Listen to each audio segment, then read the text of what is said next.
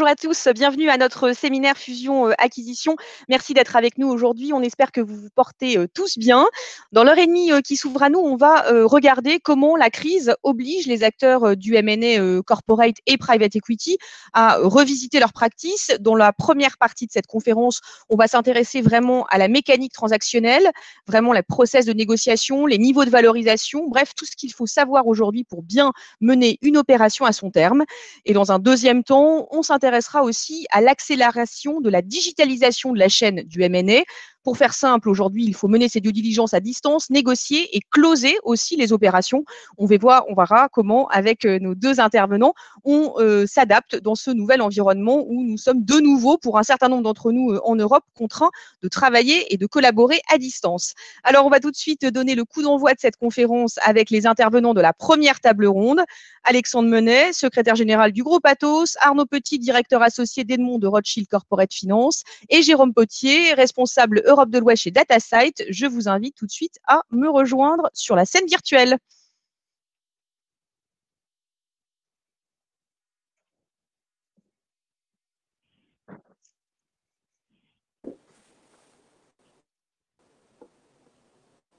Bonjour messieurs, merci beaucoup d'être avec nous aujourd'hui.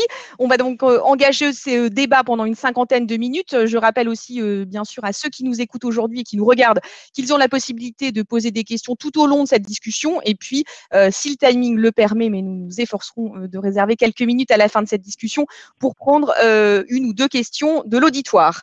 Alors, comme je le disais il y a quelques instants, on va venir vraiment sur la mécanique des transactions aujourd'hui avec les trois panélistes qui sont autour de la table. Mais on va commencer, Jérôme, si vous le voulez bien, un peu à prendre un peu de hauteur, à planter le décor, que chacun ait en tête aujourd'hui la dynamique, on va dire, du marché ou la non-dynamique du marché du M&A. Qu'est-ce qu'on peut dire en termes de volumétrie d'opérations depuis le début de la crise? Comment vous qualifieriez ça, vous qui, dans votre business, vous êtes quand même au poste avancé de ce qui se passe, des négociations et des deals qui se préparent un peu en coulisses? Bonjour Emmanuel et bonjour à tous. Donc pour ceux qui ne nous connaîtraient pas, donc depuis presque 20 ans, DataSite, anciennement Merrill Corporation, donc les leaders des data rooms électroniques et des solutions qui permettent d'optimiser la conduite des opérations M&A. Pour donner un peu de contexte, on réalise de l'ordre de 11 000 data rooms par an dans le monde, 5 000 en Europe, 600 en France. On travaille souvent en amont, évidemment, avec nos clients et leurs conseils sur ces opérations qui aboutissent dans les 3, 6 ou 9 mois qui suivent. On constitue un bon baromètre en quelque sorte de l'activité M&A. Donc sur ce sujet, évidemment, après un premier semestre assez décevant pour les raisons qu'on connaît tous, on a vu au troisième trimestre, malgré un mois d'août qui a été calme, qui n'aura pas dérogé à la règle, on a vu une vraie reprise de l'activité en termes d'opérations annoncées. 132 deals, soit 10% de plus que sur Q2, ce qui est déjà bon, sachant que ces deals ont forcément été menés et originés pendant la première partie de l'année. Alors évidemment, on reste en retrait de 42% en comparaison de 2019.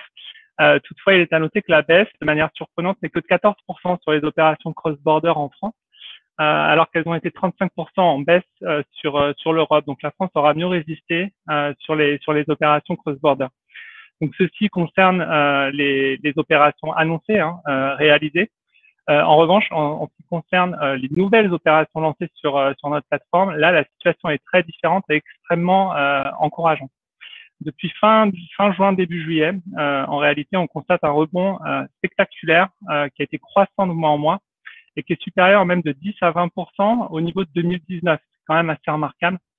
D'ailleurs, à fin octobre, year to date, on a rattrapé le retard puisqu'on a le même nombre d'opérations lancées sur notre plateforme à fin octobre 2020 qu'à fin octobre 2019. Donc ça, c'est très intéressant. Je vois qu'Emmanuel, vous êtes de retour. Oui, j'ai été sortie. Les chiffres seront trop déprimants, Jérôme.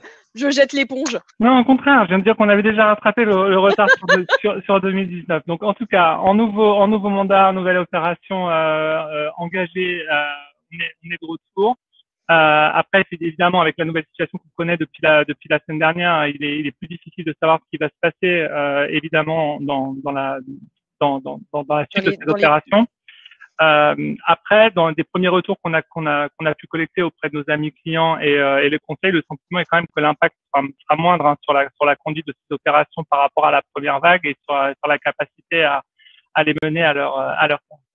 Alors, ces chiffres, ils proviennent d'une réactivation des dossiers qui avaient été mis en suspens, hein, forcément, mais aussi énormément d'une nouvelle arrivée de dossiers. Donc, il y a des nouvelles opportunités d'investissement, vous Ouais, voulez dire, indépendamment des trucs qui étaient déjà dans les tuyaux et ouais, qui se sont exactement. déversés ces derniers mois. Ouais, tout à fait. D'ailleurs, en ce qui concerne la topologie ou le type d'opération, c'est un petit peu surprenant, mais c'est exactement égal entre les corporates et les fonds. Alors qu'on aurait pu s'attendre à avoir beaucoup plus de fonds. On a tous lu beaucoup d'articles sur la capacité des fonds avec évidemment ce phénomène de la dry powder, de pouvoir être beaucoup plus actifs. Finalement, 50% corporate, 50% fonds. En ce qui concerne vraiment la conduite aussi des opérations, ce qu'on a pu constater, c'est qu'il y a un raccourcissement sur une très grande partie des opérations de la phase de préparation. On veut aller très vite, et je crois que c'est lié aussi à l'incertitude sur les marchés. Et donc souvent on veut aller très vite avec 1 ou 2 ou 3 maximum acquéreurs très très rapidement avant ensuite d'ouvrir si on n'arrive pas à conduire l'opération dans cette phase très très raccourcie. D'ailleurs, ça s'est confirmé aussi par un certain nombre d'opérations croissantes qui nous sont amenées directement par des grands corporates qui sont à l'achat, qui veulent rentrer très rapidement en exclusivité avec des cibles qui ont été identifiées. Et ça, c'est une vraie tendance là où normalement on est historiquement beaucoup plus actifs sur ce qu'on va dire des data rooms sell side. Là, on a beaucoup plus de data rooms buy side qui sont rentrés. Bah justement, on va regarder maintenant un peu la nature des process et de la manière dont ces opérations se conduisent, et puis on vous fera rebondir justement, Jérôme, sur ces aspects-là. Alors maintenant qu'on a planté un peu ce décor, qu'on a des chiffres, on a partagé, on a commencé un peu à évoquer le sentiment de marché. Arnaud, on va pas se mentir, tout le monde se dit aujourd'hui qu'avec les reconfinements qui se multiplient et une crise, en tout cas sur le plan sanitaire, qui n'a pas l'air de vouloir disparaître tout de suite, cette fameuse bipolarisation du marché dont on parlait déjà au printemps, entre des actifs très Covid-proof, résilients, en croissance, et puis des activités plus en souffrance, vont continuer. Cette bipolarité, elle va continuer à s'accentuer dans le marché. Qu'est-ce que ça veut dire sur la manière dont vous gérez les processus? Est-ce qu'il y a vraiment deux types d'auction, deux types de process qui sont gérés en fonction, encore une fois, de la qualité sous-jacente de ces business? Oui.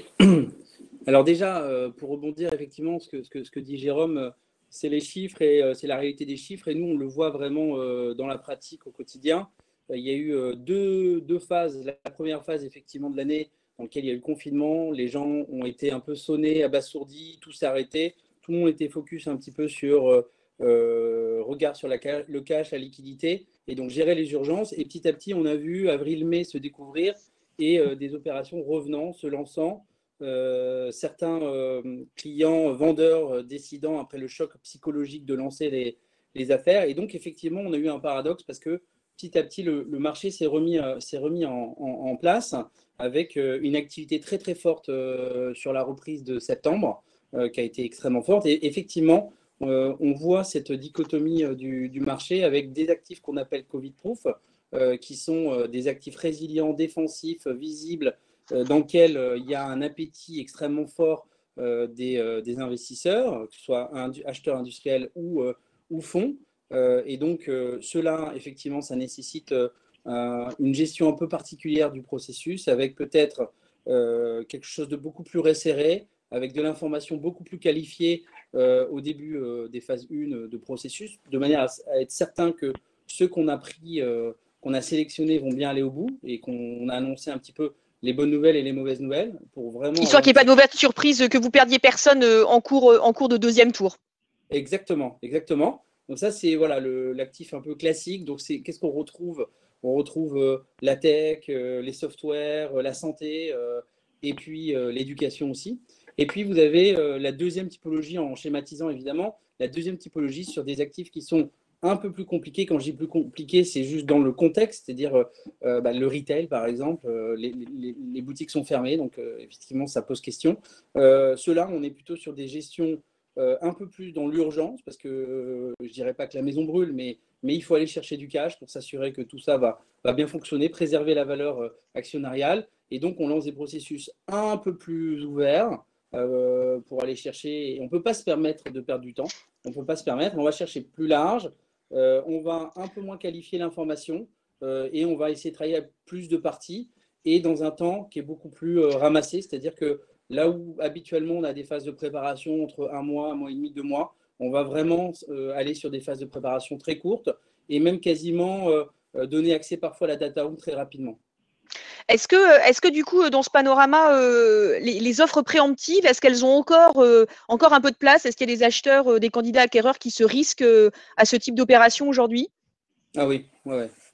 Oh, vous avez l'air Oui. convaincu comme vous avez dit oui. Donc, alors, et ça, c'est plutôt, ça émane plutôt de fonds d'investissement, ces offres non sollicitées, vous diriez? On va demander Alors, ensuite à Alexandre ce qu'il en je, pense. je souris parce qu'effectivement, j'ai 2 dossiers dans lesquels il y a des préemptives, mais c'est plutôt des préemptives de phase 2, ce n'est pas des préemptives de phase 1, c'est-à-dire on attend d'avoir quand même de l'info, d'avoir des infos mémo, et plutôt que dire je vais prendre 6 semaines pour faire une offre ferme, je vais passer en 2 semaines ou 3 semaines et pourquoi? Parce qu'aujourd'hui, il y a une vraie valeur sur la certitude du deal. C'est-à-dire qu'aujourd'hui, c'est vraiment l'expression un tiens, vaut mieux que deux, tu auras. On est vraiment là-dedans. C'est-à-dire que moi, je vois nos clients vendeurs, ils préfèrent avoir une certitude de toucher le cash et de faire la transaction. Ils ne sont pas prêts à prendre 2 ou 3 semaines de risque en disant je vais aller chercher 5, 10, 15% de plus. Ils veulent vraiment la sécurité. Et donc, c'est vrai que les préemptifs, c'est plutôt des préemptifs de phase 2. Très bien, merci beaucoup Arnaud pour cette précision. Alors Alexandre, si je ne me trompe pas, du côté d'Atos, vous avez mené une petite dizaine d'acquisitions depuis le mois de mars, Oui, c'est ouais, exact? on a fait 9 acquisitions depuis effectivement le début de l'année, voilà, qui correspondent Et à alors, un stratégique oui, pour pardon. nous, puisqu'on a souhaité faire effectivement ces mouvements liés à la verticalisation de l'entreprise. Donc, je reconnais dans tout ce qui a été dit là, effectivement, pas mal de choses ouais, qu'on a vécues. Avec un sentiment d'urgence qui prime aussi dans la Alors, manière dont vous avez conduit les opérations, c'est un peu différent du panorama qu'Arnaud peut avoir brossé sur certains alors, aspects. nous, il n'y a pas une urgence en fait à acheter. Au contraire, il faut toujours voilà, être très, très prudent lorsqu'on fait une acquisition. En revanche, ce qui s'est passé, ce que je reconnais, c'est qu'il y a plusieurs phénomènes qui expliquent que aussi les vendeurs acceptaient d'avoir des process un peu plus raccourcis. Ce qui nous va bien aussi, dans le sens où c'est pas facile quand vous êtes un corporate de courir dans des process qui sont trop longs, où il y a une incertitude, où ça coûte de l'argent aussi à l'entreprise. Et plusieurs phénomènes qui s'expliquent. Hein. D'une part, sur les acquisitions aux États-Unis, le changement potentiel de présidence a poussé donc notamment les fondateurs d'entreprises ils avaient une peur en fait d'une augmentation de la fiscalité du capital, donc ça les a poussés à accepter parfois des offres préemptives beaucoup plus facilement.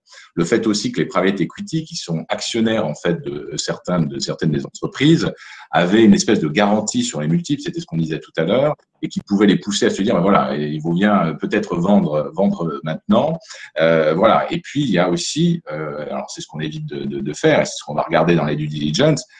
Lié à la crise, voilà, la détérioration des cash flows des entreprises peut aller très vite et donc un vendeur peut trouver un intérêt peut-être plus immédiat à rentrer dans un process exclusif avec un corporate. Bien, alors du coup, ça, c'était sur l'animation de ces open bid, la façon dont respectivement on peut se positionner dans ces opérations. Une fois qu'on a dit ça, on en revient finalement au casse-tête intrinsèque de l'opération qui est la valorisation de l'actif dans un environnement qui est ultra incertain. Alors on entend et on lit pas mal de trucs, EBITDA normatif, 2019 référentiel, EBITDA Covid-proof, notre Covid, un peu de Covid, pas trop de Covid.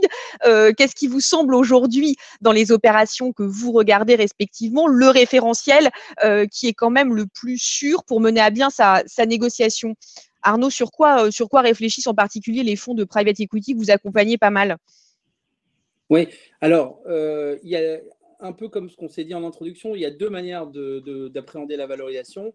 Il y a les actifs Covid-proof, où là, on va plutôt aller chercher, on va regarder un EBITDA 2021 et un EBITDA 2020 plus ou moins corrigé des quelques petits impacts Covid. Mais vraiment, là, les gens raisonnent de plus en plus sur un EBITDA 2021 et comment je me projette en 2021. Surtout pour des actifs assez visibles, assez récurrents, assez lisibles en termes de cash flow. Et je dirais la deuxième manière de l'appréhender, c'est les actifs un peu plus impactés, pas complètement impactés, mais un peu plus impactés. Et là, on est un petit peu dans un mix de pas mal de choses. Le 2019, parce qu'à la fin, c'est le dernier exercice un peu, je dirais, normal. Normatif. Voilà, exactement. Donc, on a On a cette assise-là. Après, on a le 2020 qui est plutôt le budget 2020 avec un 2020 corrigé des effets vraiment Covid. Donc, on regarde un petit peu le budget 2020 qui était prévu en se disant, bon, c'est des gens qui avaient bien prévu leur business plan et leur historique. On va leur faire confiance et normalement, le 2020, il ne devait pas être très loin de ce qu'ils avaient prévu. Et puis vous avez le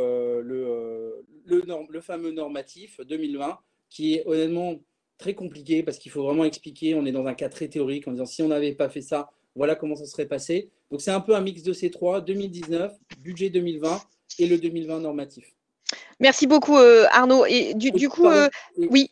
Ouais, Emmanuel, juste pour rajouter un point sur la manière, parce qu'il y a le multiple, il y a l'EBITDA de référence, il y a le multiple, mais à la fin, il y a surtout un business plan, parce qu'on revient toujours à ça, on regarde les business plans et l'accord de rappel, c'est quel multiple implicite ça génère.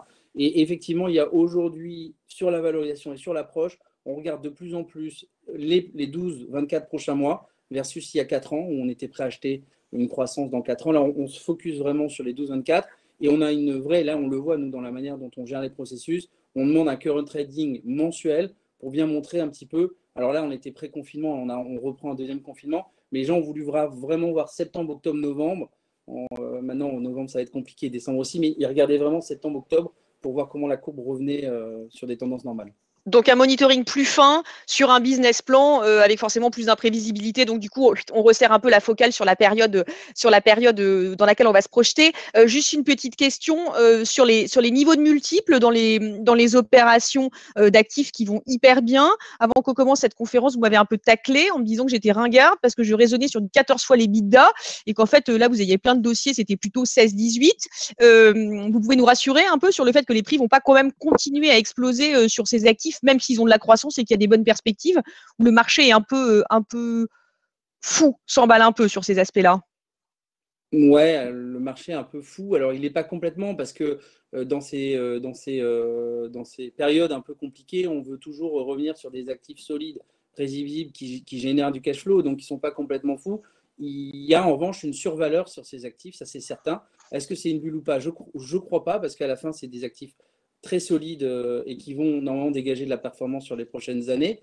Ce phénomène un peu de survalorisation, c'est le fameux flight to quality qu'on connaît en période de crise, mais c'est aussi lié à une surliquidité sur le marché. Et là, je parle plus pour les fonds d'investissement. On a quand même l'année dernière, ils ont levé 21 milliards d'euros sur une moyenne qui était à peu près à 13 milliards quand même sur les 12 dernières années. Donc, on voit quand même un excès de liquidité. Sur les banques sont là, les ratios sont solides. On était pareil, en termes de ratio, on était après la crise de 2008, on était aux alentours de 5-6 en termes de ratio Tier 1. Maintenant, on est plutôt aux alentours de 14-15, ce qui donne des bilans solides. Les banques sont là, les fonds de dette. On reviendra dans un instant sur les aspects de financement, mais voilà, c'était juste pour vous entendre sur le niveau de valo, mais c'était bien qu'on puisse le raccrocher aussi aux capitaux disponibles.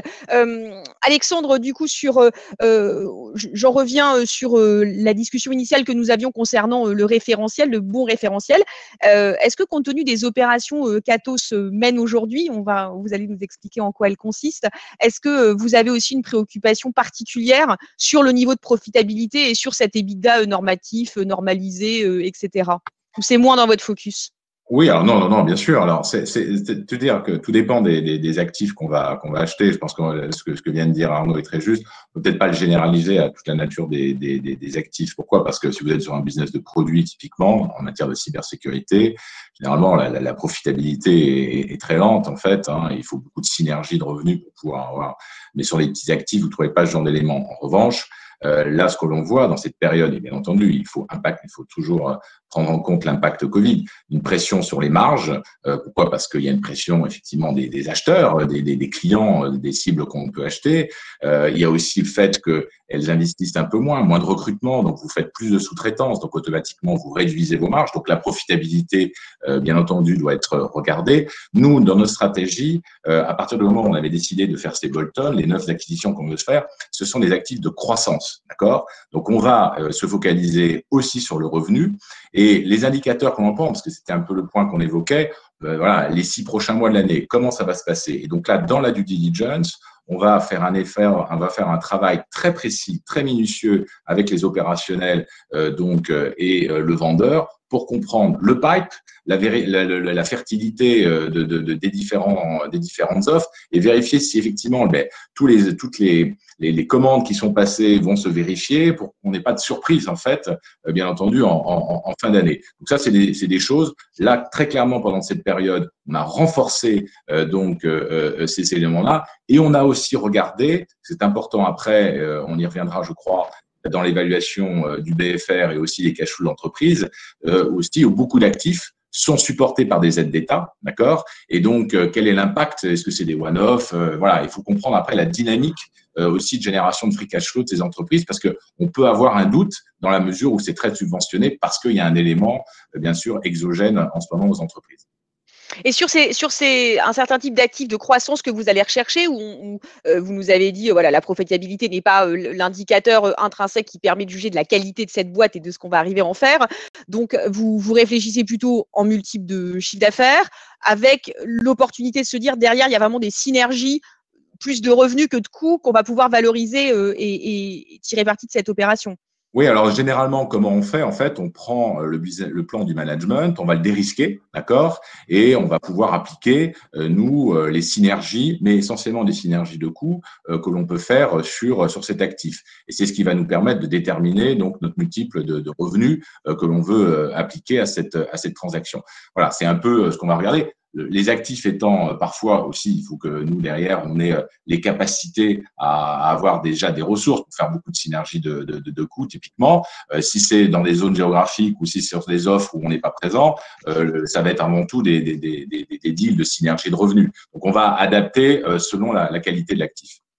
Et sur les niveaux de valorisation, y compris sur vous avez cité la cybersécurité, ça fait partie de la longue liste des domaines qu'on égrène pour dire que les valorisations et les multiples sont très élevés. Comment vous regardez la valo de ces actifs par rapport à la valo intrinsèque d'Atos? Ça compte aussi? Eh bien, c'est une très bonne question, Emmanuel. C'est une discipline financière. Voilà. Vous avez tout à fait raison. Les actifs de cybersécurité vont entre 4 fois et 9 fois les revenus. Et donc, on essaye d'être très discipliné. Je reviens en fait au premier sujet que vous avez abordé, c'est-à-dire que la vitesse dans l'exécution, le projet industriel aussi qu'on peut proposer donc à des vendeurs sont des éléments qui sont déterminants, qui peuvent nous permettre, bien entendu, d'être beaucoup plus conservateurs et beaucoup plus rigoureux et avec une discipline financière beaucoup plus importante en termes de multiples de revenus sur ces actifs-là.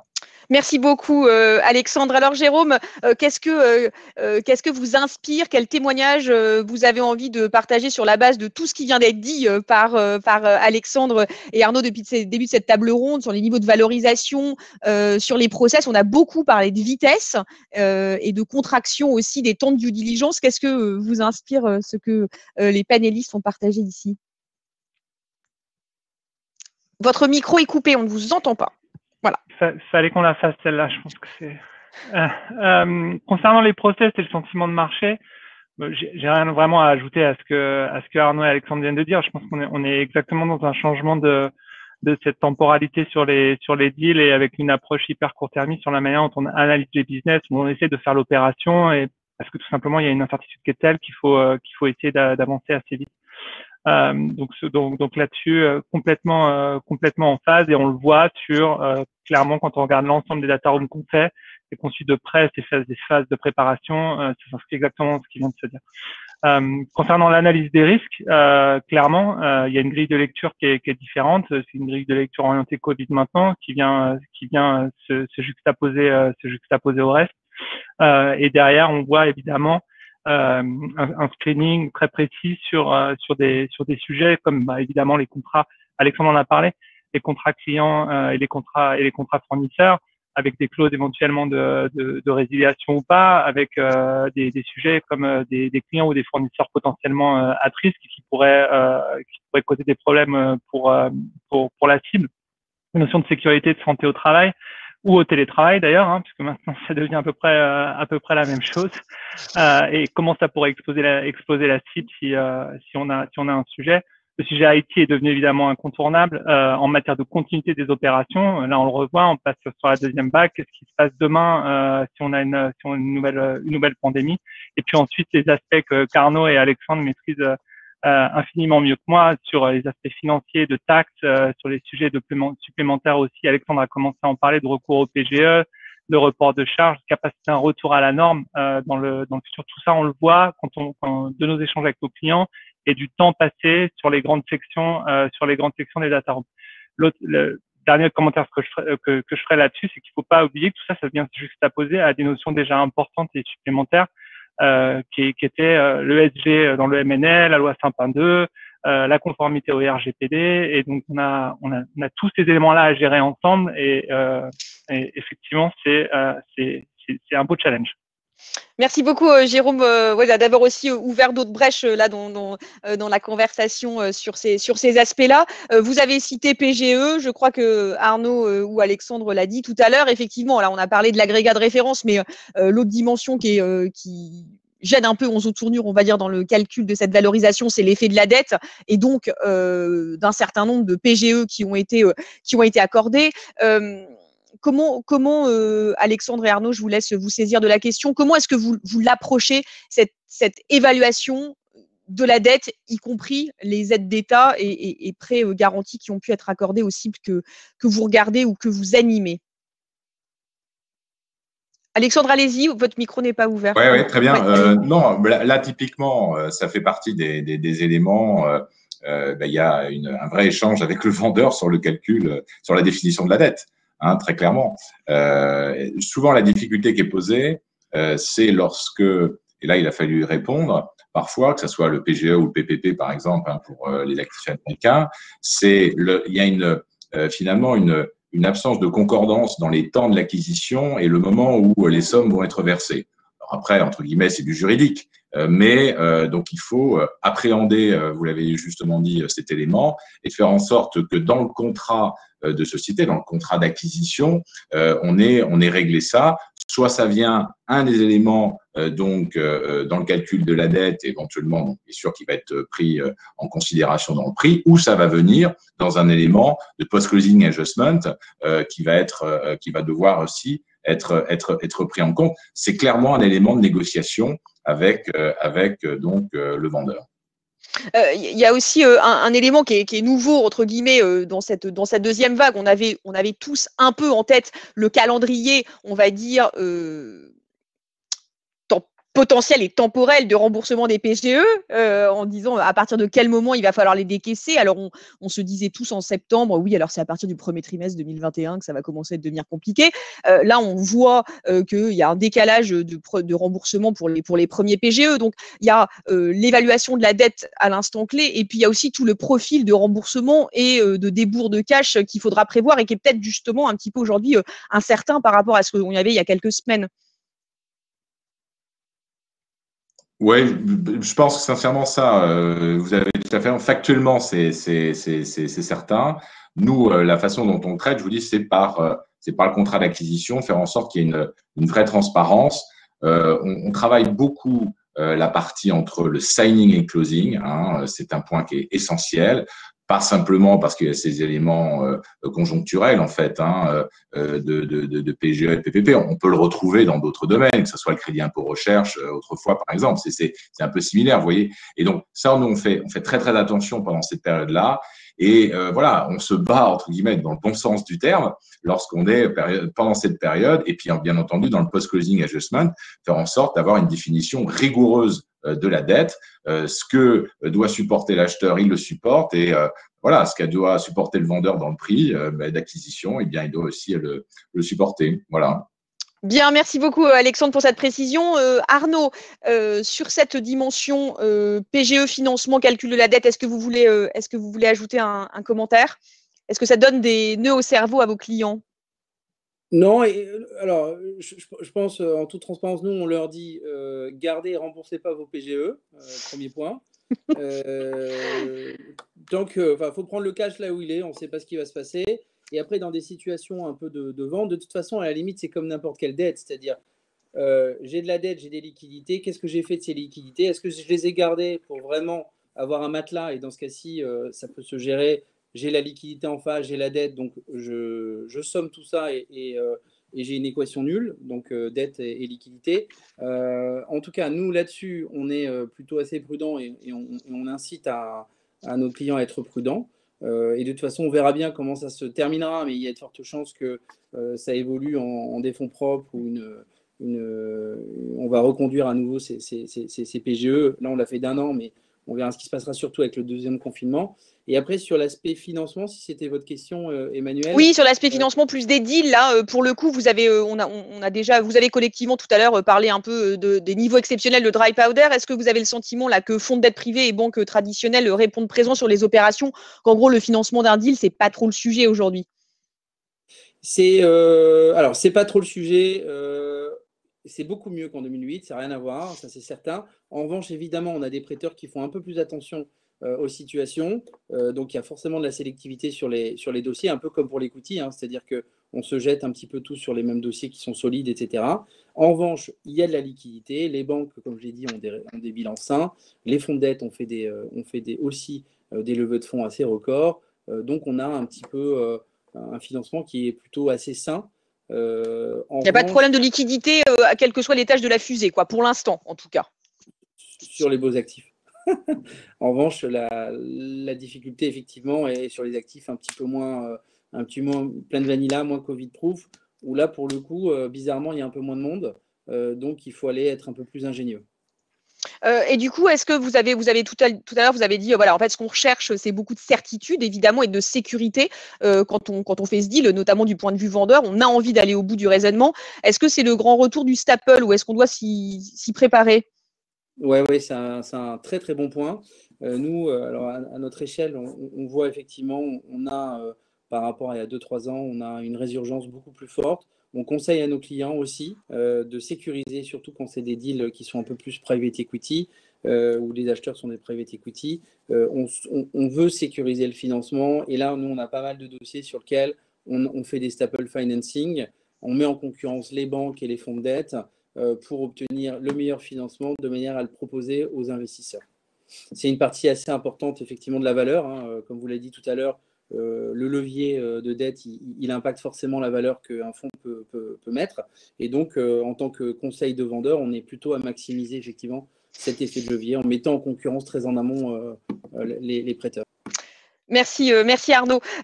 Jérôme, peut-être pour rebondir sur ce que vient de dire sur cette partie du financement et les financeurs qui cherchent aussi beaucoup à se rassurer sur les actifs qui vont backer. Est-ce que vous avez observé que dans ces phases de due diligence, ils demandent vraiment des informations plus détaillées, un niveau plus accru d'infos que par le passé?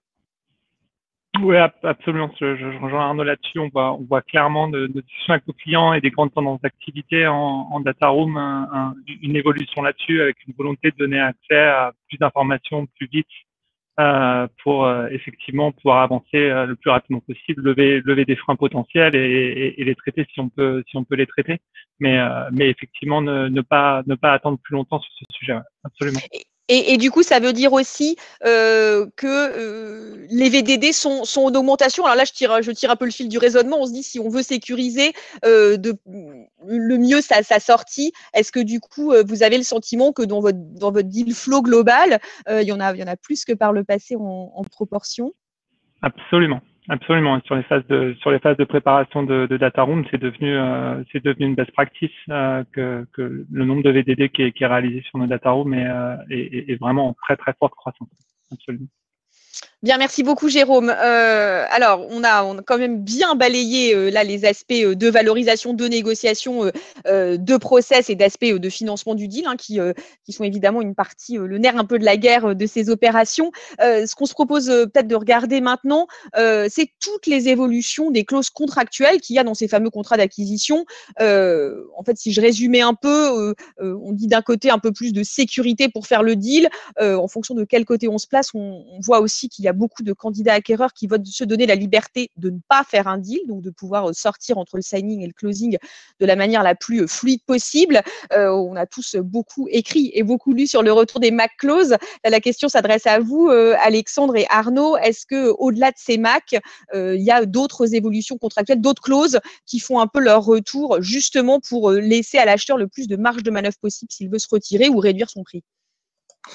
Alors sur les MAC clauses, vous avez tout à fait raison. C'est des choses qui reviennent dans les SPA, hein, bien entendu. Je pense qu'il y a un autre élément, enfin que nous on pousse, qu'on faisait aussi dans le passé, mais qui trouve tout son sens, qui est lié en fait à ce que j'expliquais tout à l'heure concernant la revue du pipe et notamment vous savez quand les contrats qui sont dont les signatures sont différées. Et ce qui peut se comprendre, puisqu'on voit que certains clients, pour l'instant, peuvent hésiter à engager complètement ou ont pris une partie de l'engagement et décider de différer en fait la signature. On peut penser que c'est un peu pénalisant pour le vendeur de se dire qu'on ne va pas compter finalement ce nouveau contrat ou un renouvellement d'un contrat qui est important. Et bien là, on va utiliser des mécanismes qui peuvent être en fait des compléments de prix qui peuvent être proposés, ou bien on va simplement confirmer une partie du prix sur un deferred payment en fait qui va être lié à la signature d'un contrat en fait à venir. Donc ça va s'étudier en fonction bien entendu de la nature de l'actif, mais c'est aussi prendre un peu en compte la réalité, un peu comme on l'évoquait tout à l'heure dans des financements. C'est vraiment prendre un peu la réalité concrète de certains actifs qui ont vu leur activité commerciale un peu réduite pour certains pendant la période. Donc ça, on va introduire ces nouvelles notions dans nos SPA. Et puis je reviens sur ce qu'a dit aussi Jérôme, parce que c'est un point qui est très important. Même si on fait une petite acquisition, la nécessité aussi d'avoir une cohérence avec aussi désormais maintenant, quand on est un grand groupe comme Atos, l'ensemble des engagements qu'on peut avoir, que ce soit en matière de développement durable, de conformité, etc. C'était des choses en fait finalement avant, on faisait un minimum, mais c'était parfois un peu accessoire. Et là, désormais, maintenant, ça prend une place tout à fait importante. Et donc, on est obligé, et même sur les tout petits actifs, c'est un exercice que l'on mène, de vérifier, bien entendu, qu'il y a tout cet alignement avec les grands éléments extra-financiers de l'entreprise. Je pense que c'est un point qui est très nouveau aussi. Merci beaucoup, Alexandre.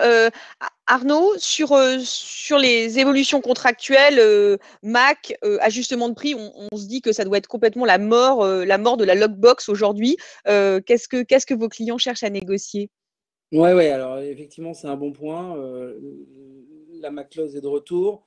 On a même des Covid clauses dans lesquelles là, on a signé un deal et closé, heureusement, dans lequel l'acheteur avait dit si jamais Macron intervient et réannonce un confinement, on se retire du deal. Donc ça, c'est quand même assez particulier.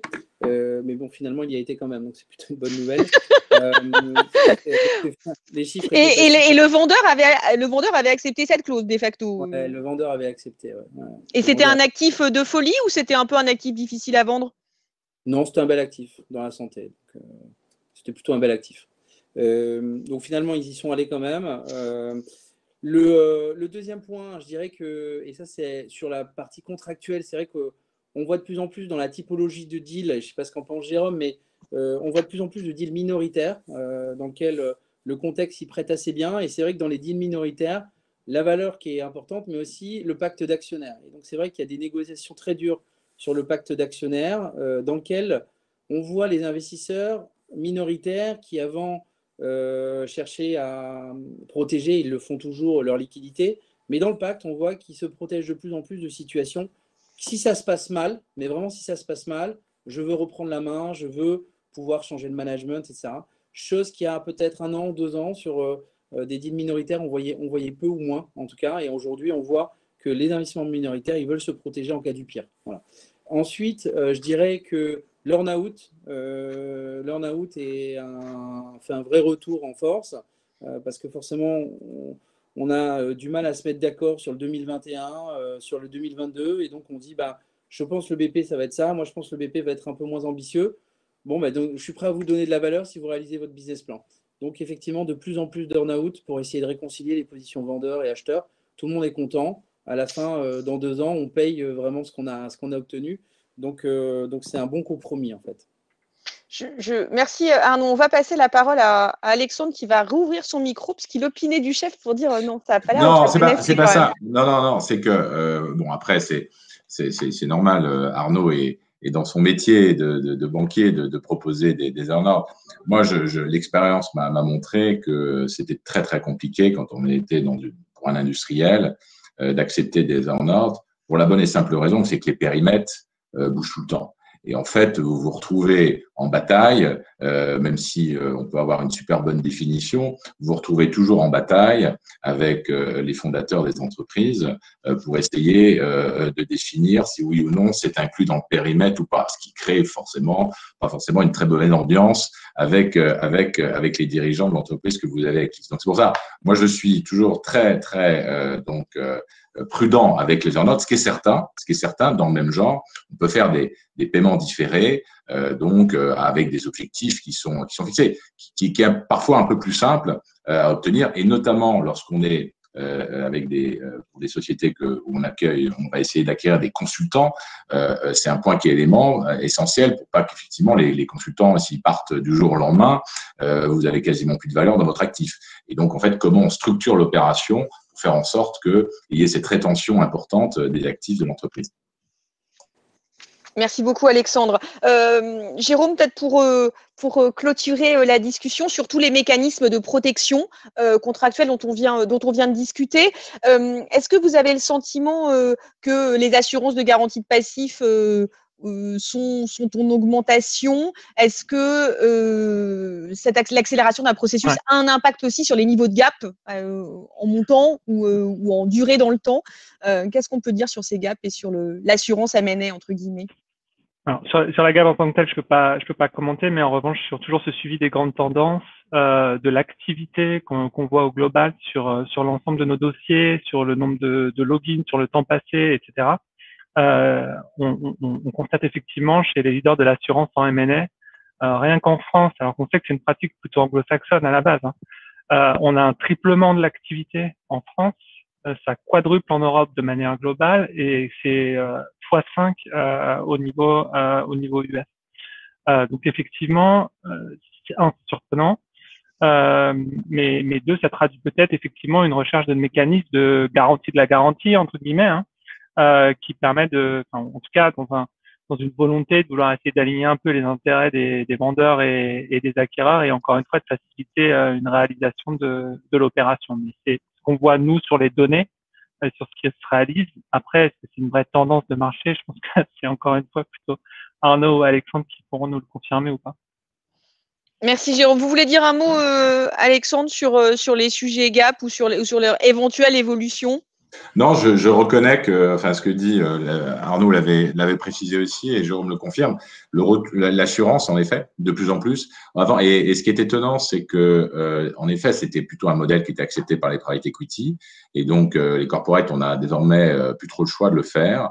Au départ, c'était très anglo-saxon, principalement aux États-Unis, et en effet, je partage tout à fait ce que vient de dire Jérôme. Ça arrive en Europe maintenant, donc c'est une nouveauté assez majeure donc dans les transactions. Merci beaucoup. Oui. Pour rebondir juste, Emmanuel, là-dessus, c'est vrai qu'on le voit, il y a de plus en plus d'assurances de gap, ça c'est certain. En revanche, ça crée une petite complexité sur les processus parce que c'est pas si facile à mettre en place dans le cadre de processus. En discussion gré à gré, ça va, mais dans des processus, c'est compliqué. C'est très compliqué. Merci beaucoup. Alors, il nous reste quelques minutes avant qu'on clôture cette table ronde et qu'on regarde les questions que vous nous avez adressées pendant cette discussion. Un point à côté duquel on ne peut pas passer, c'est toujours dans ces risques d'exécution juridique, c'est la question du contrôle des investissements étrangers. Ça ne vous a pas échappé qu'un peu partout en Europe, au printemps et à l'été, un certain nombre de pays, France y compris, ont renforcé ce contrôle de protection, notamment en élargissant la liste des actifs considérés comme sensibles ou en baissant par ailleurs les seuils d'acquisition de ces activités. Alexandre, pour vous, c'est devenu une étape comme une autre, j'ai envie de dire, d'un deal aussi important qu'une notification antitrust. C'est pas un tick the box? Non, vous avez tout à fait raison, Emmanuel. C'est devenu un des éléments à la fois offensif quand on est dans une acquisition, mais aussi défensif quand on peut voir, quand on est le cas échéant éjecté de process et que au profit de private equity américain, par exemple. Donc non, c'est absolument c'est quelque chose qui est et là, je veux dire. Il faut être aussi lucide. il faut qu'on fasse comme nos concurrents et comme font les pays. Aux États-Unis, faire une processus CFIUS, voilà, c'est pas une étape où on tick the box. Il faut le faire. Et donc, il faut l'intégrer. Vous l'intégrez vraiment dans vos délais maintenant de closing. Hein. C'est une étape importante entre le signing et le closing. La plupart du temps, comme on pouvait le faire aussi sur la partie concurrence, on essaye même déjà de l'anticiper, de le préparer au maximum. Donc, c'est souvent aussi des interactions et des discussions qu'on a lorsqu'il y a une boutique M&A ou une banque en fait qui vont organiser le process de vente. C'est important de l'anticiper parce que ça peut. Alors après, devant l'administration américaine, je vous casse pas, bien sûr que c'est une espèce de loterie en termes de temps, hein, souvent, selon votre dossier. Vous pouvez pas vraiment, il n'y a pas vraiment de rationnel, mais dans des pays, quand vous êtes dans les pays de l'Est ou même en Inde, etc. Bon là, vous avez des délais qui sont un peu plus rigoureux, en tout cas qui sont suivis avec plus de rigueur par l'administration. Mais oui, c'est quelque chose qu'il faut absolument maintenant tenir en compte pour pouvoir closer une transaction. Merci Alexandre. Jérôme, Alexandre disait à l'instant, c'est un sujet qu'on regarde de plus en plus en amont. Ça, vous le confirmez aussi. Ça pourrait faire partie des sujets qu'on regarde en même temps, ou en parallèle, en tout cas, des lancements des due deals, aussitôt que ça.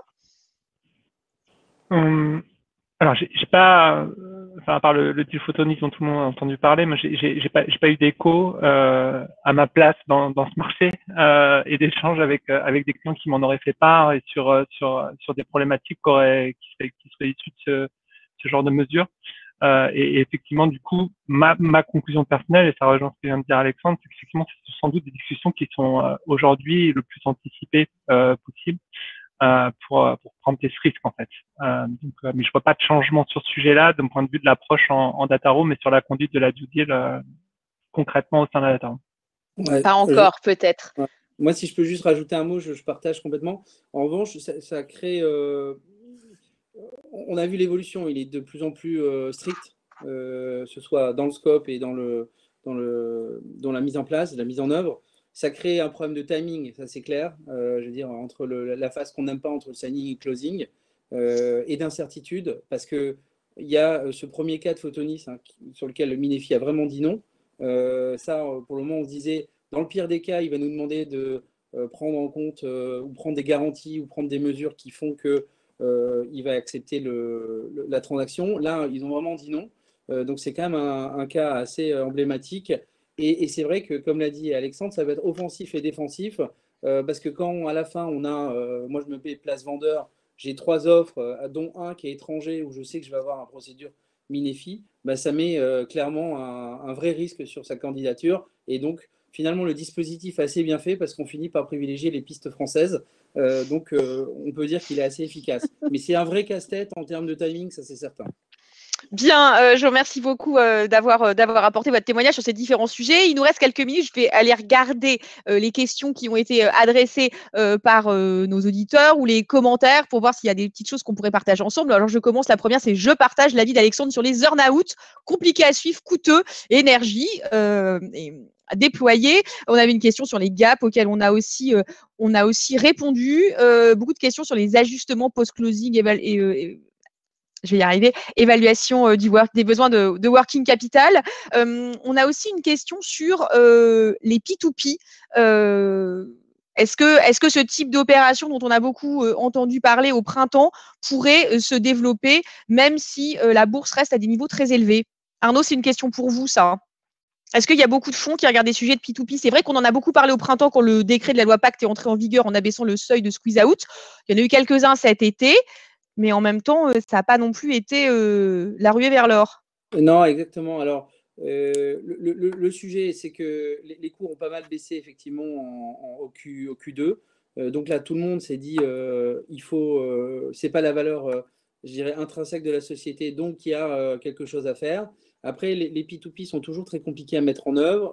Il faut vraiment une situation qui tique toutes les boîtes, comme on dit. Celle généralement d'avoir un bon bloc, quelqu'un qui porte un peu le projet, donc souvent des fondateurs ou des managers qui ont un gros bloc et qui se disent je vais aller chercher un fonds pour aller sortir de la cote et profiter de la création de valeur parce que la valeur boursière ne reflète pas la valeur intrinsèque. Donc il y en a eu quelques-unes, mais les cours ont pas mal remonté et donc du coup je dirais l'effet d'opportunité a disparu.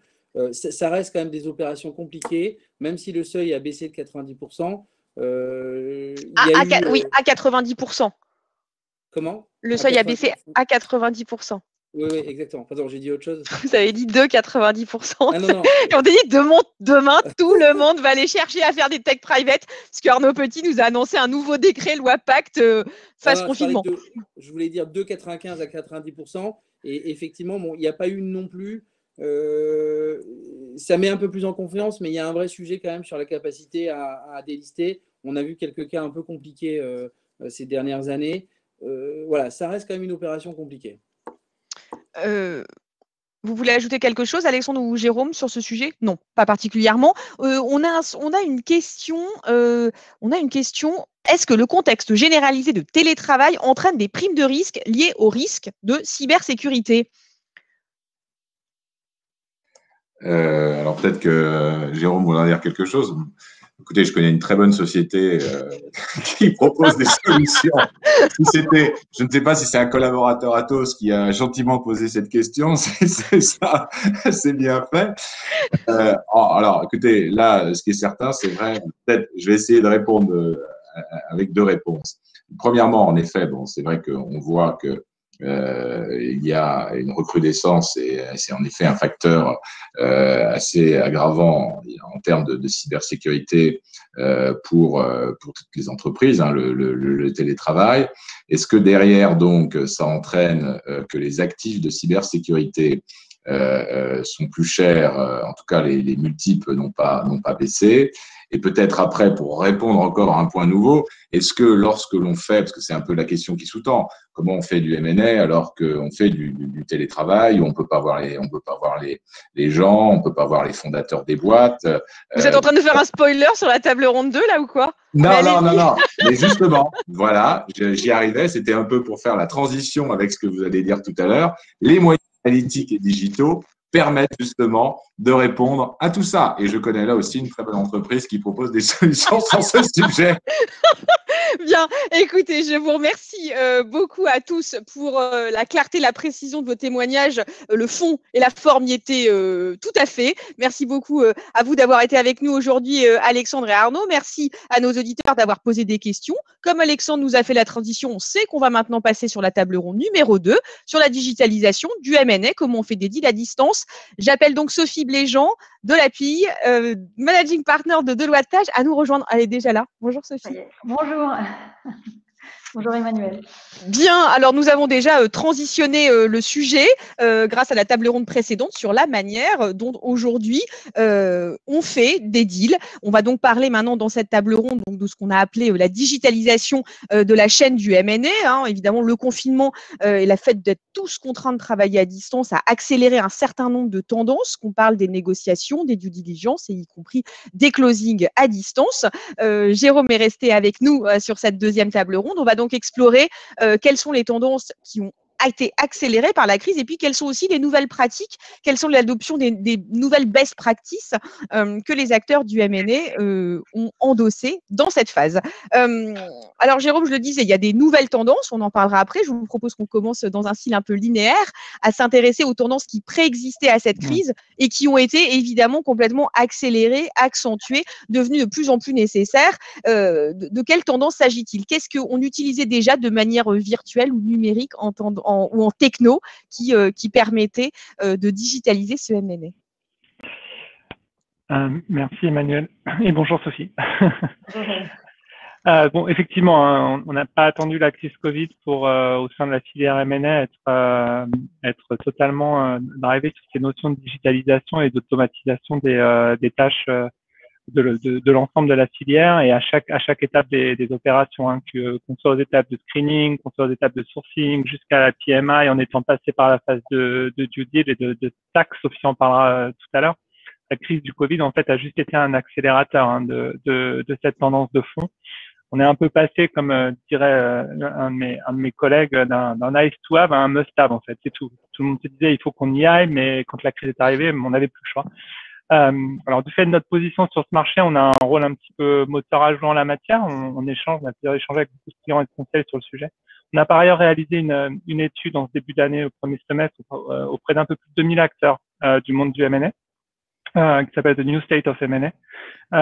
Et 64% des répondants, juste pour donner une illustration, estiment qu'une opération complète, de la première étape à la dernière, aujourd'hui, dure entre 3 et 6 mois.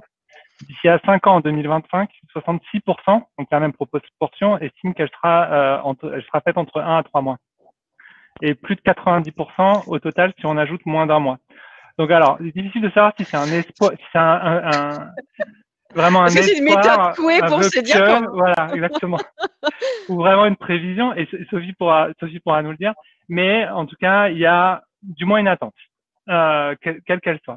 Alors, sur les grands sujets, qu'est-ce qu'on voit? Nous, au travers de cette digitalisation et de cette automatisation, machine learning, bien évidemment, et intelligence artificielle, le big data, évidemment, sont des vecteurs incroyables de transformation. Et pour couper court tout de suite au débat, parce que sinon on risque pas de traiter les sujets de fond, l'IA va pas remplacer le boulot des banquiers, des avocats et des acteurs du monde du M&A. En tout cas, c'est notre vision à aujourd'hui, c'est ce qui ressort de nos échanges. La grande attente, c'est donc une automatisation pour pouvoir justement automatiser les tâches à faible valeur ajoutée, les tâches répétitives, les tâches humaines. Donc tout ce qui a trait sur notre métier, par exemple, la collecte de l'information avec la constitution de la data room, le renommage automatique, le classement automatique des documents, le caviardage automatique. Sophie, j'imagine, connaît bien ça d'il y a un certain nombre d'années. Tout ça peut se faire maintenant de manière automatique, de manière intelligente. Et également tout ce qui est automatisation des phases de deal marketing. Donc le Covid accélère cette tendance, mais tout le monde en était conscient avant. Après, on aura l'occasion d'en parler tout à l'heure. Il y a les notions de collaboration. Et donc en conclusion, oui, accélérateur de la digitalisation, ce Covid, avec un focus sur les sujets de l'intelligence artificielle, du machine learning, pour réduire les tâches répétitives et avec une amélioration des capacités de collaboration. Je vais passer dans un instant la parole à Sophie. Jérôme, dans ces nouvelles tendances, et dont, là on a dit qu'on allait ensuite voir qu'est-ce que le Covid avait changé, notamment sur le collaboratif. Qu'est-ce qu'on peut dire sur les visites de site, les management presentations? Est-ce qu'il y a des trucs? Est-ce que vous avez observé, vous avez certains clients qui faisaient des visites de site totalement virtuelles d'usines avec des drones? Est-ce que ça on peut le faire? Ça existe? Ou c'est un peu un gadget James Bond? Oui, je crois qu'on va le couvrir sur une des questions tout à l'heure. Non, alors c'est plus du tout, c'est pas du tout un concept ou quelque chose qui est totalement illusoire. C'est des choses qui se font aujourd'hui. Il y a des sociétés qui sont créées pour aller faire des visites de sites via drone. On a entendu parler de collaborateurs plus près d'un actif qui allaient faire une visite de site en faisant un Zoom ou un Teams en même temps, en filmant, etc. Je pense qu'effectivement, c'est pas devenu une best practice, mais effectivement, ça ouvre la porte et la brèche à, encore une fois, de la modernisation, de la digitalisation de ces aspects-là. Merci Jérôme. Alors Sophie, dans votre domaine d'activité, quels sont vraiment les éléments d'innovation et les accélérations de tendance que vous avez constatées depuis ces derniers temps? Qu'on parle de l'automatisation, on imagine dans les rapports de due deal, comme Jérôme l'a soulevé, on imagine aussi qu'en fiscal, en social, en corporate, c'est aussi de bon augure. Mais je sais que du côté de chez Deloitte Tage, il y a aussi plein de choses que vous faites différentes aussi en termes d'innovation. Oui, effectivement, Emmanuel, c'est quand même une tendance de fond qui dure depuis plusieurs années. On a la chance de faire partie d'une grande maison avec quelques moyens pour investir dans toute cette technologie. Donc, par exemple, on parlait des rapports de due diligence, alors que ce soit en fiscal, en droit du travail, en juridique. Il y a une partie, pour rebondir sur ce que disait Jérôme, qui est à faible valeur ajoutée. Mettre les noms de société, les années qui sont ouvertes à contrôle. Et donc, il y a un certain niveau qui a été automatisé pour un gain de temps, évidemment, donc une meilleure productivité, et puis aussi rendre plus intéressant le métier de nos avocats qui se concentrent sur les aspects plus techniques. Mais même sur cet aspect technique, donc les problèmes de fond, qui sont les risques qu'on va aller soulever en due diligence, on a créé dans cet outil d'automatisation tout un arbre de décision de questions, et en fonction, si on répond oui ou non, on a pré-rédigé des sections du rapport sur les risques qu'il va falloir soulever et être pris en compte soit dans la garantie de passif, soit dans la négo du prix. Donc ça a été un travail de fond que, évidemment, vous en doutez, on est obligé de mettre à jour régulièrement parce que dès qu'il y a un changement de loi, on doit mettre à jour ces automatismes. Mais ça a vraiment permis d'aller plus vite. Vos invités, juste avant, parlaient de la rapidité du processus. On est obligé d'être très rapide et on veut vendre dans un temps record. Donc, c'est pareil dans le back-office, enfin, tous ceux qui rament dans la soude pour aider à une transaction pour aller plus vite possible. On a cherché des moyens d'aller plus rapidement. C'est aussi un moyen pour les avocats ou pour les grandes directions juridiques ou fiscales des entreprises d'avoir une sécurité juridique parce on fait la recherche au préalable sur des données techniques, des risques qu'on voit assez souvent. Et du coup, comme c'est pré-rédigé, on n'a pas besoin de réinventer la roue et d'avoir un risque de faire une erreur technique. L'autre grande tendance qu'on a vraiment poussée depuis plus de 5 ans et qui devient d'autant plus importante dans un moment où on ne peut pas se voir physiquement et on doit tout partager par écran, ce sont les outils que j'appellerais la data visualization. Alors, on se repose d'abord sur le big data, toutes les données très précieuses qu'on va récolter. Et là, je me parle un peu plus de la matière que je connais mieux, qui est le fiscal. En fiscalité, ce qu'on veut, c'est regarder l'avenir, quelle va être la charge d'impôt. Avec toutes les données qu'on a collectées au sein de la cible, on va pouvoir modéliser soit en fonction d'hypothèses d'expansion, soit en fonction de changement de business model s'il y a une fusion entre deux entreprises, quels vont être les profits qui vont être réalisés dans les différents pays et quelle va être la charge d'impôt. Et auparavant, on faisait des tableaux Excel de la mort avec nos amis des fonds d'investissement. Maintenant, ces tableaux, ils sont vraiment intégrés dans des outils qui permettent une visualisation très rapide. Et quand on parle à un CEO, enfin voilà, un leader de business unit, il voit tout de suite les grands enjeux, les grands leviers. Et c'est une discussion qui est plus facile et plus percutante. Donc ça aussi, c'est un grand domaine. Ensuite, en juridique, ça fait longtemps qu'on en parle et ça a vraiment maintenant, ça a pris plus de maturité. C'est ce qu'on appelle le contract reading. Donc, si par exemple, dans un deal immobilier, il y a 1000 beaux commerciaux à regarder, on sait automatiser la lecture de ce contrat. Ça, c'est le machine learning. C'est pas de l'intelligence artificielle, c'est vraiment de la robotisation et du machine learning pour aider l'humain à être plus efficace et plus rapide. Est-ce qu'il y a des champs que vous vous dites, Sophie, que les acteurs du juridique comme vous pourraient explorer davantage demain? On parle beaucoup aux États-Unis de jurisprudence prédictive, y compris dans le domaine du M&A pour prévenir des éventuels contentieux. On se dit qu'aujourd'hui, il va peut-être y avoir pas mal de contentieux. Tout ça, c'est ce qui est dans les périodes de crise et des négociations compliquées qu'on a évoquées dans cette première table ronde. Est-ce que ça, c'est crédible comme scénario? Alors, pour l'instant, il y a encore énormément d'humains dans ce qu'on appelle le contentieux parce que la personnalité du président du tribunal, parce que un ensemble de circonstances, de faits qui vont vraiment influencer sur la façon dont on présente un cas. Si on va vers le M&A, Emmanuel, ce qui est sûr, c'est que nos amis, là, plutôt du côté finance, Financial Advisory de Deloitte, ils font des scénarios qui sont modélisés en cas de conflit sur une définition de working capital, des ratios justement qui ne sont pas remplis quand on regarde la réalité des choses par rapport à la due deal. Et on peut commencer à modéliser des cas de conflit, plutôt de contentieux, et d'avoir des accès rapides à des solutions sur la base d'expériences passées. Donc oui, on est en train de modéliser de plus en plus de scénarios. Merci beaucoup, Sophie. Alors là, on a balayé avec vous, Jérôme et Sophie, donc ces tendances qui préexistaient et qui commencent à se développer ou à s'accélérer en fonction de celles dont on vient de parler.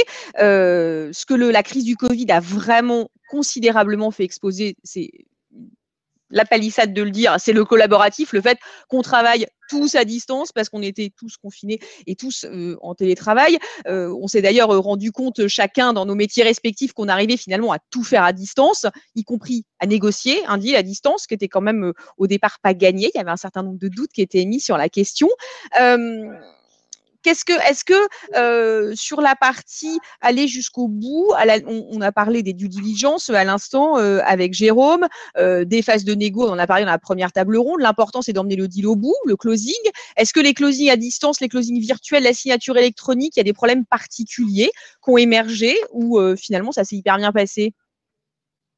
Je vais commencer, Jérôme, peut-être. Donc, je dirais 2 points, Emmanuel. D'abord, on a vu, à cause du confinement, qui est vraiment là, purement et simplement, on ne pouvait pas se voir, ça a été enfin l'explosion de ce qu'on appelle la signature électronique, qui en fait existe depuis 2000 et qui a été renforcée assez récemment par une directive européenne. Donc, la signature électronique, ça existait, mais c'était peu utilisé. Et là, avec le confinement, on a vu que ça a été quasi obligatoire. Et ce qu'il faut savoir, c'est qu'en France, on aurait pu se dire, je signe de mon côté le SPA et je te l'envoie par la poste, tu le signes. Ça, c'est pas valable en France juridiquement. En revanche, une signature virtuelle, électronique, c'est opposable et ça, à force de preuve. Mais ce qui est bien plus sécurisant et fiable, c'est d'avoir ce qu'on appelle une signature électronique avancée. C'est-à-dire qu'il y ait une double authentification, par exemple.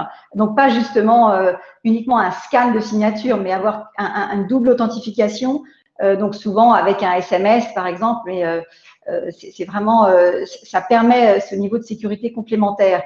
Et ça, on l'a énormément vu pendant la première phase de confinement pour le signing. Et donc ça, on peut dire que c'est un progrès et ça a permis une fluidité des opérations. En revanche, sur l'aspect closing, quand il y a un laps de temps entre le signing et ensuite le closing, où vraiment on prend les clés, là, on a vu toute la difficulté d'être encore en confinement parce que le cessionnaire, et maintenant, il veut mettre en place son équipe. Il veut commencer à maîtriser les outils, tout ce qui est au niveau de la cible. Et là, on a vu, en tout cas du côté de notre cabinet d'avocats Tâche Deloitte, des cas où on a dû reporter le closing parce que prendre possession d'une entreprise en virtuel, là, vraiment, ça ne le faisait pas. Merci beaucoup. Sophie, Jérôme, sur cette notion du closing virtuel. Alors j'ai effectivement eu pas mal d'échanges avec des clients et des conseils comme Sophie sur les aspects de signature électronique et effectivement la plupart m'ont confirmé avoir pu mener à bien des opérations via des acteurs comme DocuSign. D'ailleurs m'ont confirmé que sur ce qui avant prenait une bonne journée ou plusieurs journées pour réussir à réunir tout le monde, à faire tout signer, etc., permettait d'être réduit en quelques heures et que finalement tout se passait très bien et que donc ça fait vraiment évoluer les pratiques de manière assez intéressante. Néanmoins, nous, on n'a pas vu de changement au niveau des fameuses archives encryptées USB qu'on nous demande, qui sont là pour attester du contenu qui a été disclosé en data room, qui sont posables sur la GAP, qui sont utilisés. C'est tout ce qui a été communiqué dans le cadre de la transaction. Et pour l'instant, il y a toujours cette habitude d'avoir du physique. L'archivage papier, vous voulez dire Non, des archivages sur clé USB où vous devez livrer une clé USB physique, ce qui est en période de confinement, quand vous n'avez pas le droit de vous déplacer, vous avez des problèmes pour faire livrer une clé, des clés USB sur lesquelles se trouve le contenu de la data room et qu'il faut les faire livrer à Nantes à temps pour la conclusion d'une opération, etc., n'est pas une mince affaire. Et ce sujet-là n'a pas du tout disparu. Le niveau d'activité qu'on a eu pour générer ces fameuses archives de data room n'a pas baissé. Et malgré tout, on avait d'autres possibilités, d'autres options que l'on proposait. Donc, je pense que ça va avancer. On est déjà en train on continue à innover pour faire évoluer les usages sur ce sujet et pour aller dans le sens de ce que Sophie décrit. Mais il est fort de constater qu'à aujourd'hui et même après la première vague, cette pratique-là, en tout cas, aujourd'hui, n'a pas connu de décroissance, en tout cas. Alors, est-ce que vous pensez, alors qu'on est déjà dans un deuxième confinement, est-ce que vous pensez que le premier nous a donné la preuve que la négociation à distance, ça marchait tellement bien que finalement, on dépassait un peu le paradigme nécessaire de l'intuitu personné et de se rencontrer de visu? Est-ce que vous pensez qu'on négocie de la même manière à distance qu'en physique? Et est-ce que finalement, maintenant, les acteurs du M&A se disent on arrive à le faire à distance, on n'a plus besoin de se retrouver? Alors, moi, je ne pense pas. Alors, il y a peut-être aussi différentes générations qui vont répondre différemment, mais il y a tellement d'humains et d'intuitus personnés, comme vous le disiez, Emmanuel, dans une négo, que le présentiel demeure absolument indispensable, à mon avis, pour être dans les meilleures conditions possibles, pour se connaître et juger, surtout quand c'est un deal avec un process avec plusieurs bidders, c'est vraiment indispensable de se connaître. Et heureusement, ces périodes de confinement, elles sont quand même réduites et ça permet de se voir. En revanche, il y a une tendance qui est importante qu'on a remarquée. Alors, avec cette crise sanitaire qui a généré aussi pas mal d'inquiétudes sur le plan financier, au niveau des coûts et de la performance financière. Donc, il y a beaucoup d'entreprises qui ont réduit les coûts en réduisant le nombre de déplacements. Et surtout dans le contexte de deals internationaux, il était fréquent avant, c'était même très classe, de prendre son avion à 20 heures pour aller négocier et revenir le lendemain. Ça, on a tous remarqué que ces voyages-là, on pouvait vraiment les limiter, et y compris en France aussi, de prendre l'avion pour faire des sauts de puce à Toulouse, à Nantes ou à Strasbourg. Ça, c'est une tendance de fond où on voit que finalement, si une vidéo est bien organisée, c'est très efficace. Et puis, il y a aussi, en tout cas, on le voit vraiment avec l'avènement, et c'est normal, de l'écologie, et tous les engagements que les grandes entreprises prennent, et pour même préempter les accords de Paris, pour être à zéro impact carbone. La fin des voyages un petit peu inutiles, c'est vraiment une tendance de fond. Et ça peut paraître anecdotique, mais il y a également le papier. Le papier, on est tous en train de réduire drastiquement le papier.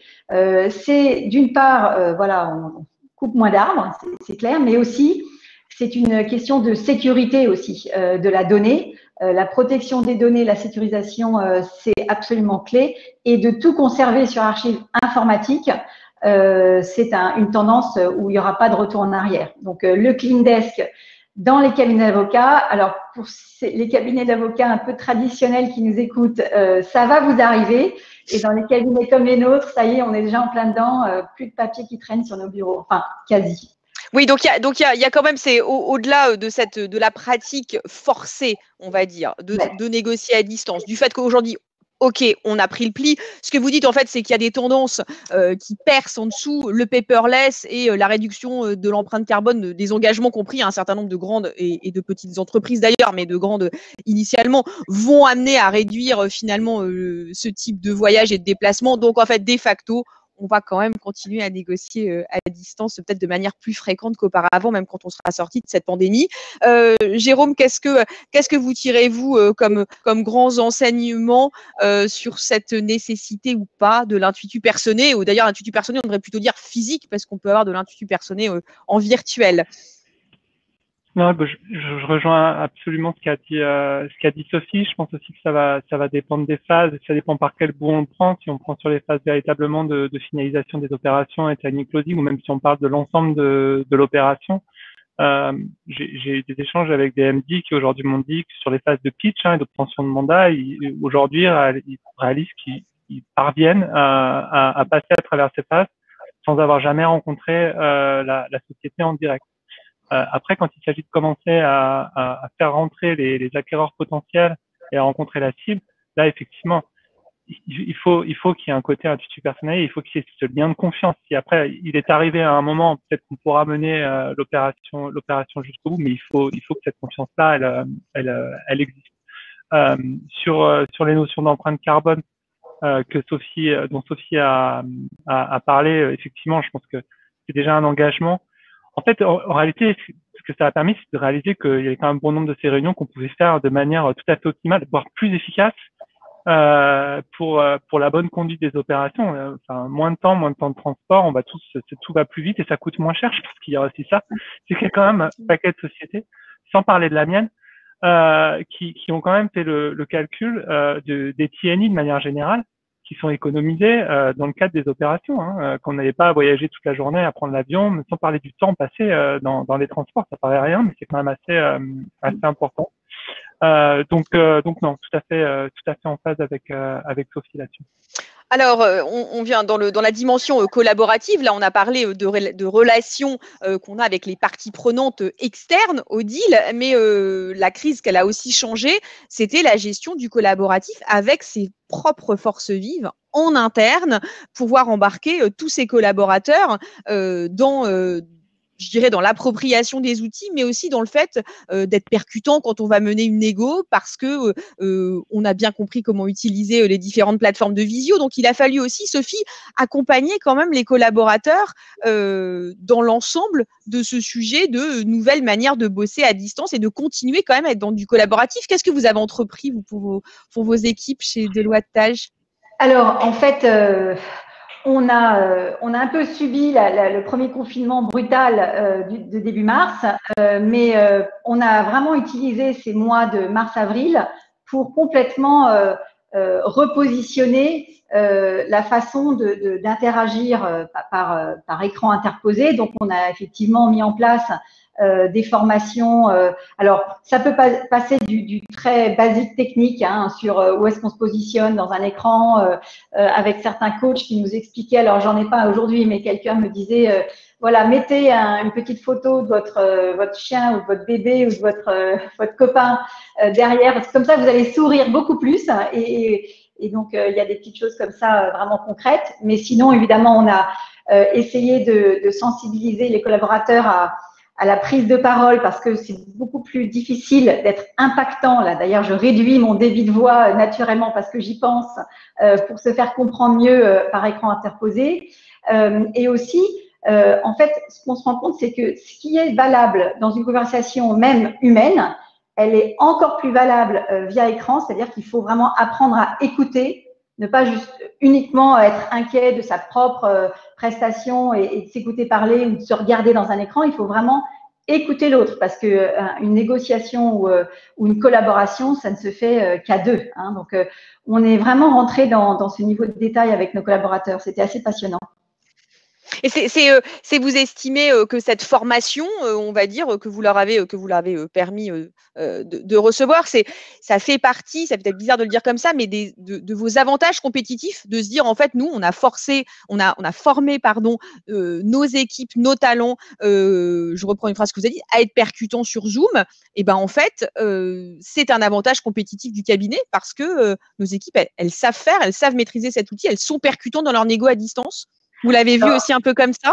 Alors, non, je pense pas qu'on serait choisi pour nos compétences. Non, mais c'est important. Mais c'est important pour ensuite donner une bonne expérience à nos clients, voilà, et pour que ce soit pas trop, enfin voilà, pour que ce soit une expérience impactante.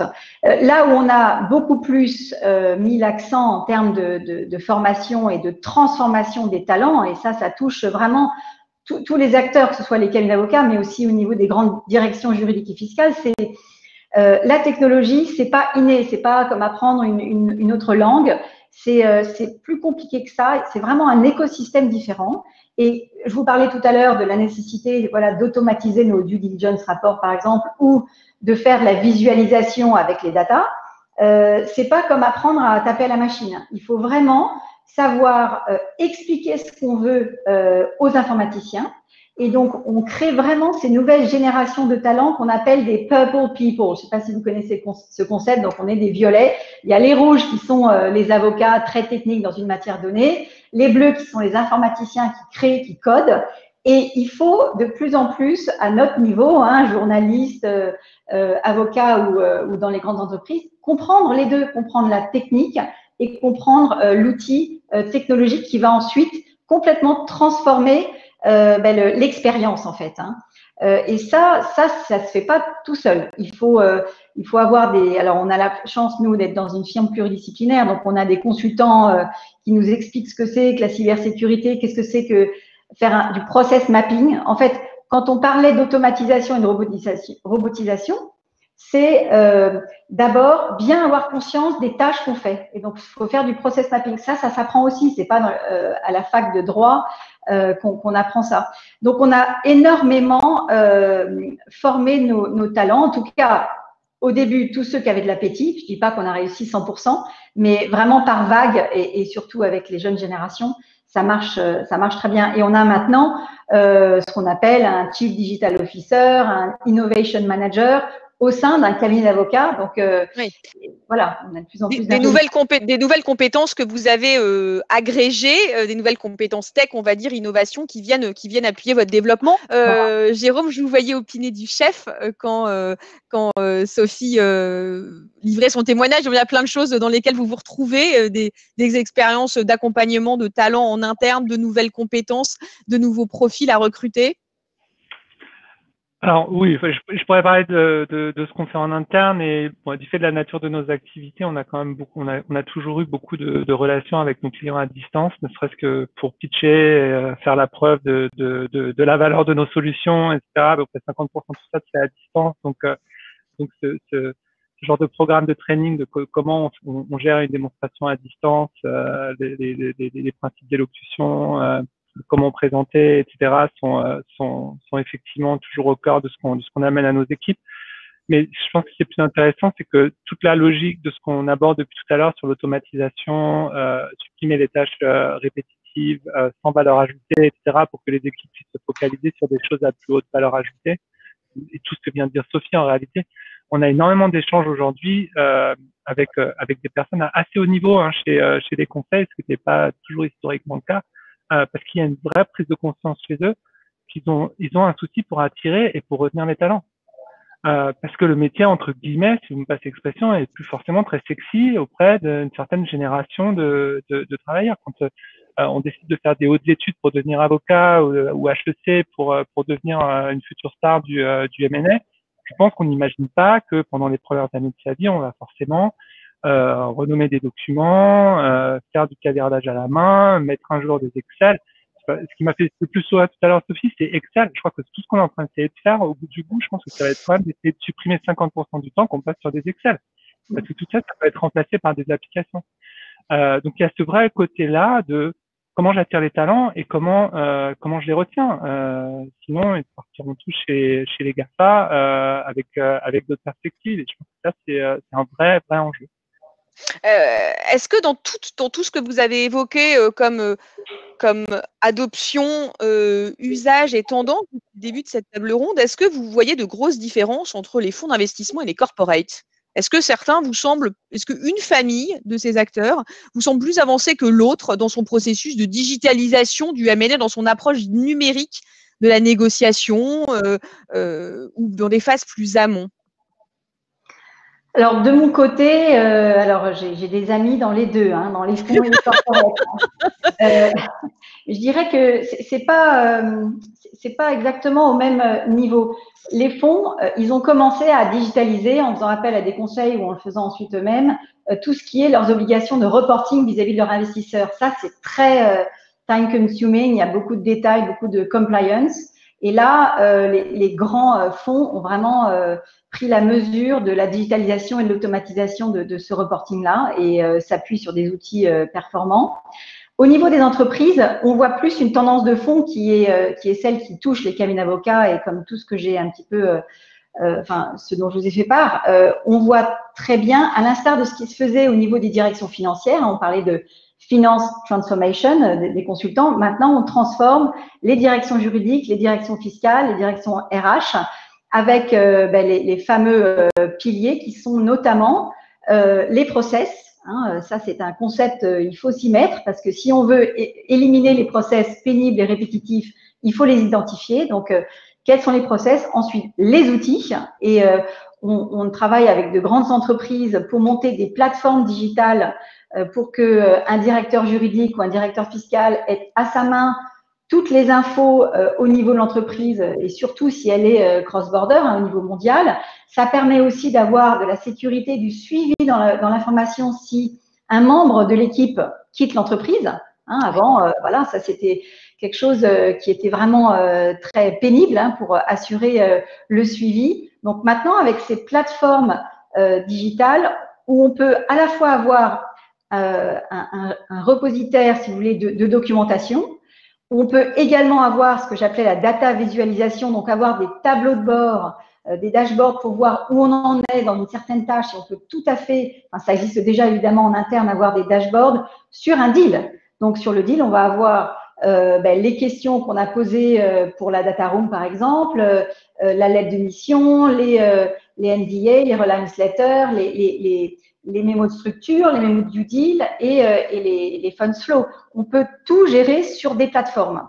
Et les entreprises sont en train de prendre cette mesure-là et à la fois d'être intéressées sur ce que font les prestataires extérieurs, donc et Deloitte en fait beaucoup, mais aussi d'onboarder chez eux le fait qu'eux aussi doivent avoir des nouveaux talents, se frotter avec la DSI et implémenter des outils. On est là pour les conseiller aussi.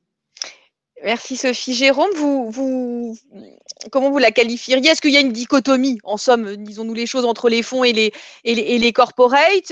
Et si elle existe, est-ce qu'elle se situe, comme le disait Sophie, vous partagez ce qu'elle a dit sur certaines fonctions ou certaines parties du deal? Non, je suis absolument d'accord sur ce qu'a dit Sophie, notamment sur la partie fonds. Je crois que c'était déjà une tendance sous-jacente d'une automatisation du process, du back-end vers le front-end dans les fonds sur tout ce qui a trait à la communication aux investisseurs aussi. De ce que j'entends parler quand même en matière d'automatisation et basé sur l'intelligence artificielle, les fonds sont quand même très intéressés d'optimiser la phase de sourcing et de screening pour pouvoir détecter très facilement, en tout cas encore plus rapidement des opérations et tout ce qui va toucher après concernant les sociétés en portefeuille à tout ce qu'on appelle le deal readiness. Et nous, on voit de plus en plus de sociétés et de fonds intéressés d'avoir des data rooms permanentes avec des process en cours pour toujours être prêt à pouvoir déclencher très vite une opération. Chez les corporates, je m'inscris exactement dans ce que disait Sophie. J'ai pas vraiment autre chose à ajouter, mais je vois que le temps tourne. Je voudrais juste rappeler une chose de toute façon sur l'ensemble de la filière. Aujourd'hui, chez Goldman Sachs, dans certaines de leurs activités, il y a plus d'informaticiens que de banquiers. Il faut juste en avoir conscience. Et donc, je pense que tout le reste de la filière va suivre cette tendance. Il y a déjà de très belles entreprises françaises. Total, j'y pense, à une équipe au sein de l'équipe juridique, à une équipe IT focalisée sur la problématique du juridique chez Total. Ils font pas autre chose, ils font que ça. Comment on change les méthodes, les process, etc. Exactement ce que Sophie disait. Et nous-mêmes, on le voit sur la data visualization, on est exactement là-dessus. Notre outil de deal marketing qui a été lancé l'année dernière, tout ce qu'on fait au travers de l'analytics avec un data warehouse dans nos solutions, le seul but, au bout du bout, c'est d'être capable de générer des dashboards de manière hyper rapide à des fréquences définies sur des KPI qui ont été vraiment orientés sur mesure par rapport aux demandes des clients. C'est exactement ce qu'on fait. Donc, je pourrais pas être plus d'accord avec Sophie. Est-ce que vous voyez, en dépit de l'enthousiasme que nous avons mis sur ces évolutions, est-ce que vous voyez des freins à ces phénomènes de digitalisation?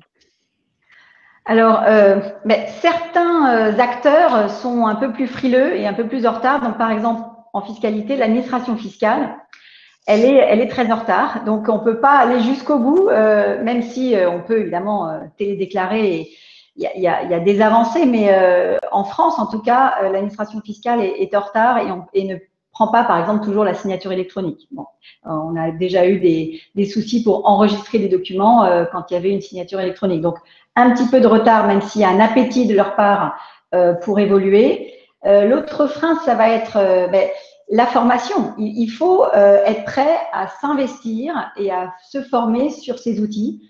C'est pas inné, même si plus les mois passent et plus les outils sont faciles à utiliser. Et, je pense que les concepteurs ont ça en tête maintenant que s'il y a plus de 3 clics, c'est compliqué. Donc, mais vraiment, voilà, il y a un investissement. Et puis, sinon, l'autre problématique, c'est, on en parlait à l'introduction, Emmanuel, c'est le lien social. Il ne faut pas que le digital coupe l'engagement, le lien social. On voit bien là le confinement, pour refinir sur le confinement. Moi, j'étais ravie, en septembre-octobre, on est revenu plutôt en masse au bureau avec toutes les normes sanitaires qui convenaient, mais c'était un vrai plaisir et un moteur, et il y a de l'énergie à se voir, à se fréquenter, qu'on n'a pas. Et donc là, ce reconfinement, alors ça s'est fait très très bien, on a appris en un temps record, là c'était même pas peur, en 2 heures, tout le monde est chez soi avec ses bouts d'écran, mais voilà, le lien social, ça reste fondamental, et donc c'est un des freins pour accélérer voilà, l'adhérence et l'habitude de ces outils. Alors, moi, j'ajouterais sur ce point, alors toujours sur cette étude qu'on a fait de New State of M&A, on a justement exactement posé cette question sur les freins à la digitalisation à ces fameux 2000 sondés. 83% d'entre eux, je pense que c'est pas très surprenant, ils parlent de contraintes financières et d'investissement. Oui. Donc alors là, la crise est venue rendre la chose un petit peu obligatoire, mais il y a toujours un aspect, et nous on le vit parfois quand on propose des outils, etc. Bon, au final, il y a toujours ce jugement sur la valeur versus l'investissement. Le second frein, c'est la sécurité et le data privacy. Je pense que c'est plus une peur, c'est un côté d'éducation vraiment qu'il faut qu'on fasse. C'est à nous tous de le faire pour enlever ces peurs-là. Après, de mon point de vue très personnel, je pense qu'on est tous en M&A dans un métier hyper transactionnel et hyper itératif où on est deal after deal. S'il n'y a pas une vraie direction stratégique par quelqu'un qui met des ressources, des temps pour transformer la manière dont on travaille, on est trop dans ma transaction, une fois qu'elle est terminée, je passe à la prochaine, etc., etc. Et donc du coup, on a beaucoup de mal à prendre cette hauteur pour transformer. Donc c'est plus difficile que dans d'autres secteurs. Je rebondis sur un point que vous venez de citer, Jérôme, parce qu'il y a une question dans les commentaires et après on clôturera la table ronde, mais du coup, ça une question qui concerne les freins. Je lis la question telle quelle. Le closing binder a encore de beaux jours devant lui. L'idéal du paperless doit être recherché, mais la sécurité totale est quand même loin d'être garantie, faisant référence à un ransomware qui avait frappé un cabinet d'avocats en France. Vous dites sur ce sujet de la sécurité, on est quand même aujourd'hui pas totalement protégé, mais on est prêt. Votre prise de position à tous les deux, c'est qu'il ne faut pas en avoir, ça ne doit pas être pétrifiant comme sujet. Sophie, vous voulez prendre le… Oui, en tout cas, nous, on a vraiment une bonne expérience avec DocuSign. On n'a pas eu je touche du bois, mais on n'a eu aucune catastrophe. Et c'est vraiment un outil fiable qui est opposable. On peut, si on est vraiment anxieux, utiliser la signature qu'on appelle qualifiée, qui est un niveau de plus que la signature avancée. Mais là, la pratique nous a montré que c'était plus compliqué et plus… voilà, un petit peu plus une usine à gaz, mais la signature avancée pour nous offre toutes les garanties qui sont demandées. Donc on a une bonne expérience. Et moi de mon côté, je pense que ça passe par l'éducation et la formation. On a des programmes de formation, de sensibilisation sur ces sujets-là. Il faut savoir que 50% des attaques et toutes ces histoires de ransomware, au final, c'est pas une défaillance des systèmes, c'est une défaillance humaine. Parce qu'on a le post-it avec son password, donc on a cliqué sur un lien dans un email sans vérifier qui avait envoyé l'email. Donc 90% c'est ça. Donc encore une fois, je pense que la formation est primordiale. Et ensuite, les applications et les process existent pour vraiment garantir toute la sécurité. Donc ça, il n'y a absolument aucun souci. Bien, et bien merci beaucoup de nous avoir rassurés aussi sur ce point. Merci d'avoir partagé avec nous votre expérience et elles sont nombreuses, les expériences que vous avez sur la digitalisation, cette chaîne de valeur du M&A. Merci beaucoup à tous de nous avoir suivis pour ce séminaire fusion acquisition. Portez-vous bien, soyez prudents et continuez à utiliser tous ces outils formidables de collaboratif et de télétravail et de négociation à distance dont nous avons parlé avec Jérôme et Sophie. À bientôt. Merci Emmanuel. Merci, au revoir. Au revoir.